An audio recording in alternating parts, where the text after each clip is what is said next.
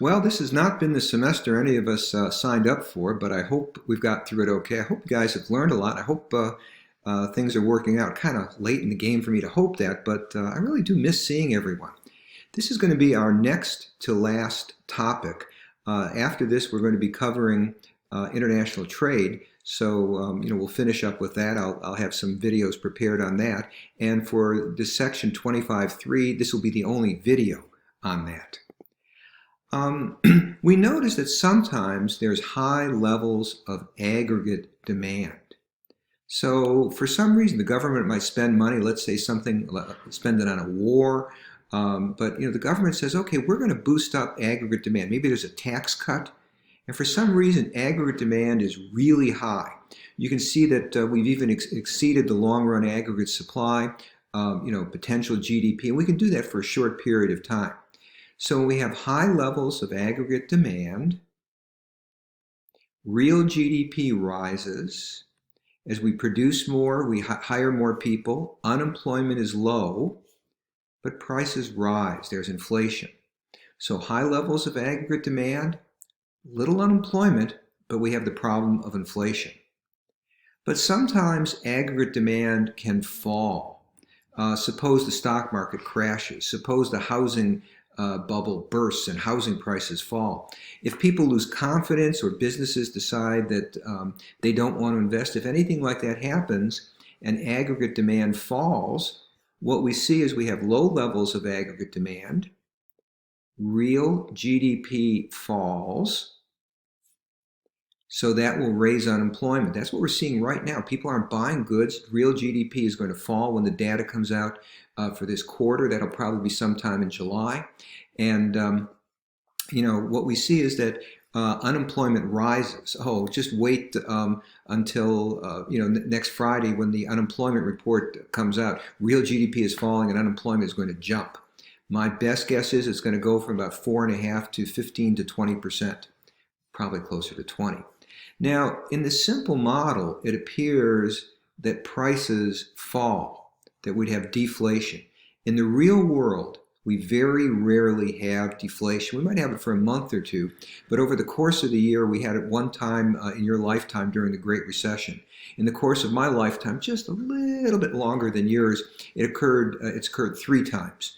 So it doesn't happen very often. The reason is wages don't fall. If wages don't fall, firms find it hard to cut prices. Remember, Keynes said wages are sticky in a downward direction. Wages don't fall easily. If the boss comes to you and say, I want you to take $1 an hour pay cut, you're going to say, the hell with it. If I was worth $10 an hour yesterday, I'm worth at least that much today. Firms also hesitate to cut prices. If their customers get used to paying lower prices, they might not want to pay higher prices at some time in the future. So it's not that prices don't fall, but they're sticky. They only fall with difficulty. Now, there was an Australian economist, actually was born in New Zealand, teaching at an Australian university, and he did some research on Great Britain. Guy, really did a lot of different countries.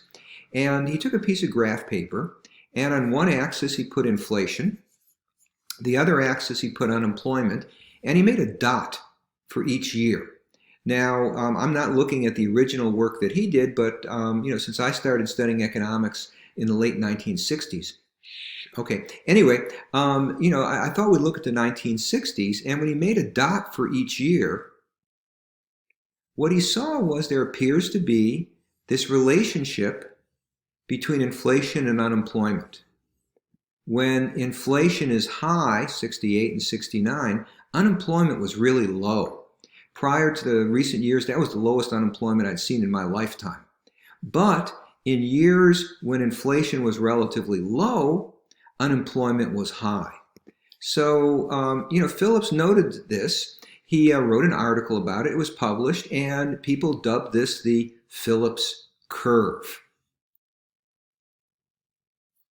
Well, let's look at this.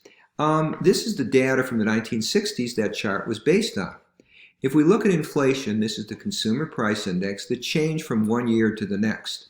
What we saw is over the course of the 60s, aggregate demand jumped. There were really three reasons for this. First of all, we cut taxes in 1964.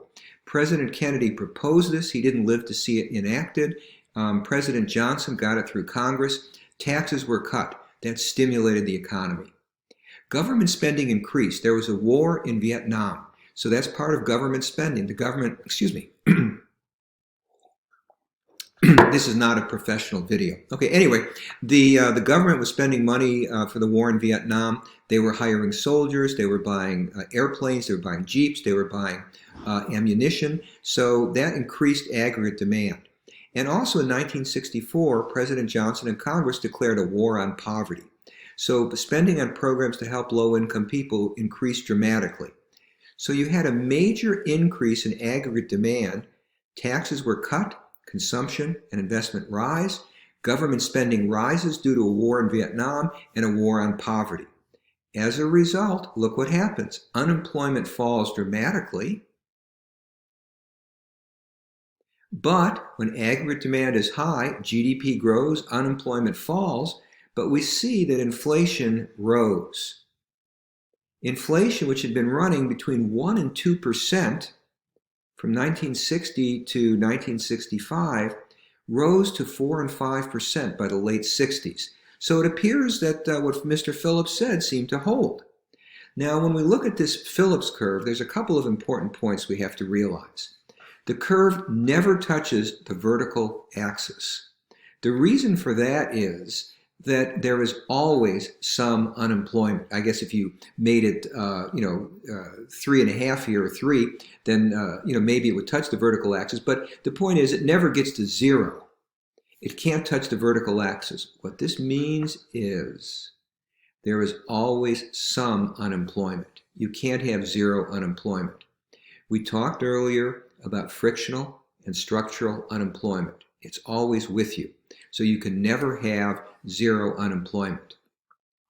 The axis can cross the, that should be the horizontal axis. My bad. Okay. It can cross the horizontal axis.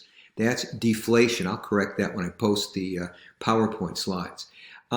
If it crosses the horizontal axis, in other words, it's below 0 here, that would be deflation. It can occur, but it's very rare.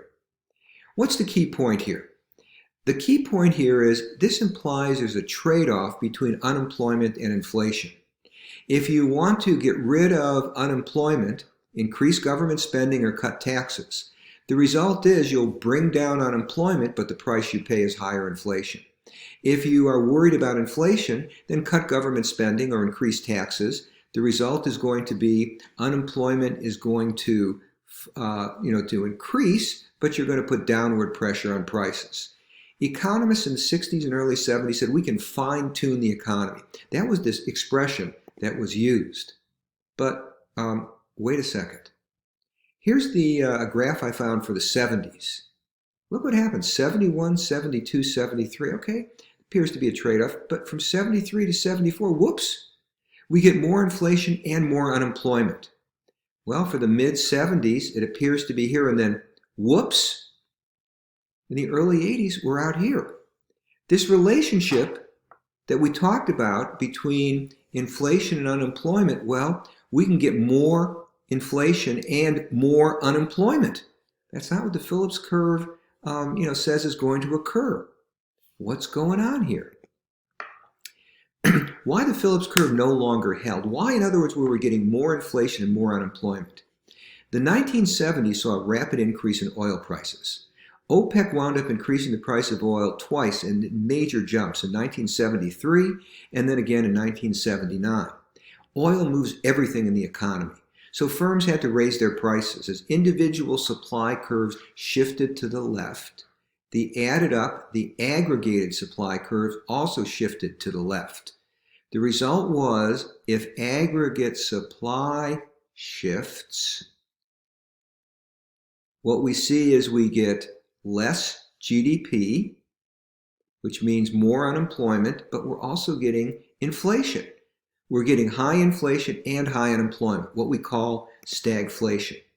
Now, what we see is inflation, which we said earlier had been running at about 1 to 2% a year, started climbing, and thanks to OPEC boosting, thanks to high aggregate demand in the 60s and 70s, we saw that first we were getting inflation because of high levels of aggregate demand. But in the 70s, when OPEC jumped oil prices, wow, inflation got up to 11%. The inflation that occurred here in the 60s was due to aggregate demand rising. The inflation that was occurring here was due to aggregate supply moving to the left. The problem is this type of inflation is, comes along with high unemployment. Ouch. Instead of, having 4.5% unemployment and 1.6% inflation, we get a lot more unemployment and, almost 10 percentage points higher inflation. Not good. So I want to teach you a little something called adaptive expectations. And it's just a process where people form their expectations about what will happen in the future based on what has happened in the past. So in other words, if you think of a football team like Ohio State, anyway, they've been really good lately. Odds are they're going to be really good in the future. Why? Because good teams tend to stay good. If you look at a team that's not so good, bad teams tend to stay bad. People base their expectations about the future about what's happened in the recent past. In the early 60s, inflation was running at 1 to 2%. That's what people expected.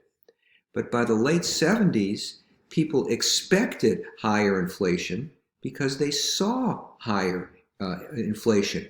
Their expectations about inflation adapted. They changed based on what they saw.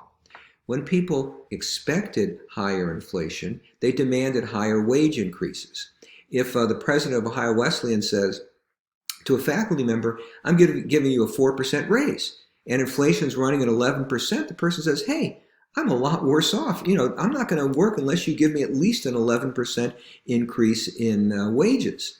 And if wages go up by 11% for faculty at Ohio Wesleyan, guess what's going to happen to tuition? In other words, wage increases are passed on to the consumer. So what's the bottom line? The Phillips curve holds for changes in aggregate demand. High unemployment and low inflation, low unemployment and high inflation. This is what occurs, the Phillips curve relationship, this trade-off between inflation and unemployment. This is what occurs if the government changes its spending or changes taxes. But if the change is due to a shift in aggregate supply, if it turns out we have inflationary expectations, or it turns out that oil prices jump, we'll get high unemployment and high inflation. Guess what? We get the worst of both worlds. So if you have either a shift in aggregate supply due to OPEC or changes in expectations, either of these can cause aggregate supply to shift to the left. We sometimes call inflations due to high levels of demand, increases in aggregate demand, demand pull inflation. High demand is causing prices to go up. But if the inflation is due to an increase in the price of oil, or if the inflation is due that people are expecting inflation, getting high increases in their wages, and that which causes prices to go up, which causes wages to go up, we call that cost push. Sometimes people call this a wage price spiral. Wages go up, so prices go up, so wages go up, so prices go up, so wages go up. Wow, I'm running out of screen. So inflation can occur because of changes in demand or supply. If it's demand, the Phillips curve is accurate. But if it's due to supply, the Phillips curve is not relevant.